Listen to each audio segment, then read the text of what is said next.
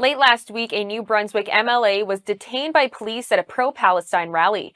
Dominic Cardy, the MLA for Fredericton West-Hanwell, was detained by police for chanting "Free Palestine from Hamas."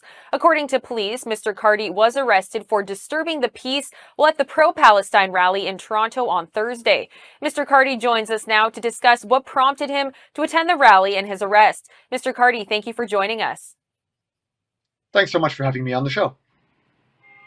Now, before we get into the arrest, what prompted you to go to that protest? I was just enjoying a nap. My wife had just arrived in Toronto. We were going to have a nice long weekend together. And I heard the chant of "From the River to the Sea" going past the hotel, and said to my wife, I'm not putting up with this. And so I went down to join the protest. And as you said, started chanting "Free Palestine from Hamas" to counter the assortment of anti-Semitic and pro-Hamas statements that were being made by members of the crowd.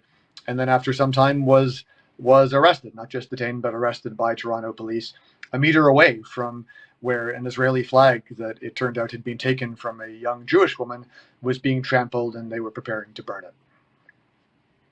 Now, we know that law enforcement had said that you were disturbing the peace, but what exactly was so controversial about saying "Free Palestine from Hamas"? You'd have to ask our political leaders that question, because ultimately, as much as I think that the police made a mistake in arresting me for expressing my rights to free speech protected under our charter, repeating nothing more than government policy that every Canadian political party agrees with, which is that Hamas is a terrorist organization and Palestine would be vastly better off without it and have some hope of becoming a peaceful, stable country. But our politicians are unfortunately protecting groups that are pushing extreme points of view, both left and right, with these Hamas-adjacent protests being the most recent and one of the most awful examples. Because as these folks scream on the streets statements of Jew hatred, ridiculous conspiracies around Israel, it's making Jewish Canadians afraid to go out. And that's absolutely unacceptable. And as a non-Jew, but as a Canadian, anti-Semitism is not a Jewish problem, and non-Jews have to stand up and defend our brothers and sisters in the Jewish community if we're to have any hope of holding on to a decent, small L, liberal, democratic society. Now, given the intense nature of what is often chanted at these rallies, which is actually what prompted you to go, is this a prime example of hypocrisy?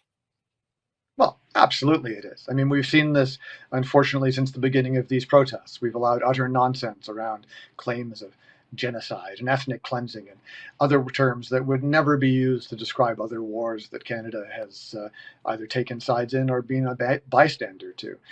We've seen a complete double standard when it comes to expressions of anti-Semitism. And this, I think, is a good example. I'm not a Jew, but when one lone voice stood up for Israel and stood up for Jewish Canadians, that apparently was a risk to the public peace.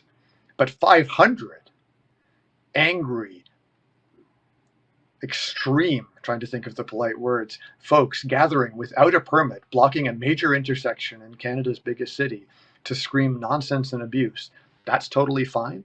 So at what point in Canada, where we rightly value our spirit of tolerance and the values of tolerance, at what point did it become tolerant to say that one person's voice should be silenced while 500 people speaking in favor of violence and hate should be protected?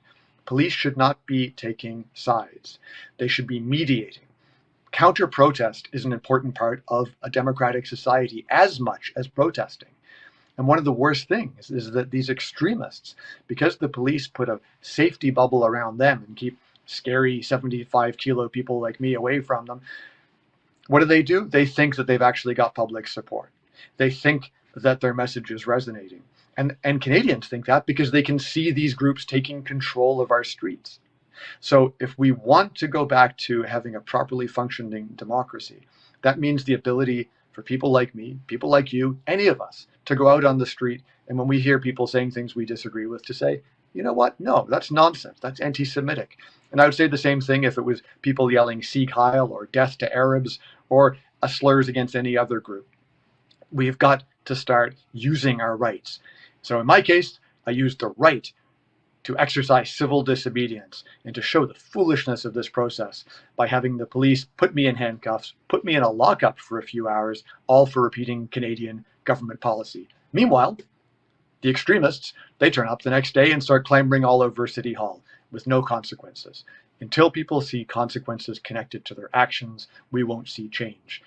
That's how raising children works. It's how working in a society works. Incentives, disincentives.